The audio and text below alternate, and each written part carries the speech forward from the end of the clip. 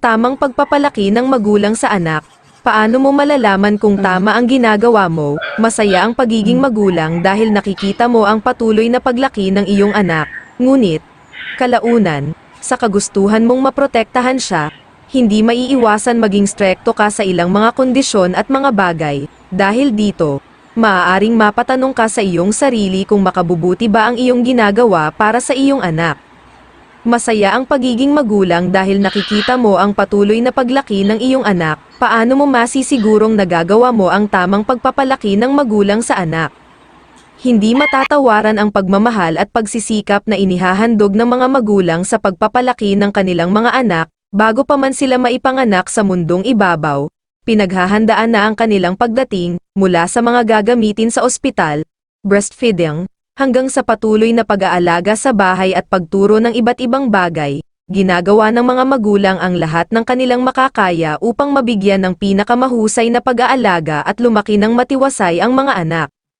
Gayunpaman, may mga pagkakataon din na, bilang magulang, hindi mo sigurado kung ang iyong mga gawi ba ay makokonsiderang tamang pagpapalaki ng magulang sa anak. Mapapaisip ka kung epektibo ba ang mga pamamaraan na nakikita mo sa ibang mga magulang at dapat gumaya na lamang sa kanila. Makatutulong isipin na walang isang wasto at angkop na pamamaraan ng pagpapalaki. Sa halip, ito ay serye ng mga bagay na kailangan mong patuloy na unawain at hasain habang sila ay lumalaki. Habang lumalaki ang iyong anak, lumalawak ang kanyang mundo at mas lalong napapaigting ang kanyang kuryosidad sa mga bagay-bagay. Bilang magulang, maaari kang maging overprotective sa iyong anak, ngunit mahalaga rin na hayaan siyang matuto mag-isa at, kung minsan, magkamali. Hindi ba kung hindi mo siya binitawan at hinayaan tumayo sa kanyang sariling mga paa, hindi mo malalaman na marunong na siyang maglakad? Gayon din sa realidad, maaaring tumagal ang proseso dahil sa ilang mga pagkakatamba at pagkakadapa, ngunit ito ang makatutulong sa kanya upang harapin ang mga pagsubok sa buhay. Bahagi ng kanilang tagumpay ang ilang mga pagkakamali.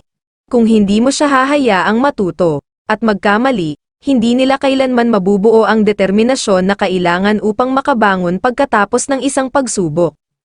Sa halip na bantayan ang bawat kilos niya bawat minuto, mainam kung palolikasan ang kanyang tiwala sa sarili na kanya niyang gawin ang anumang bagay na kanyang nanaisin.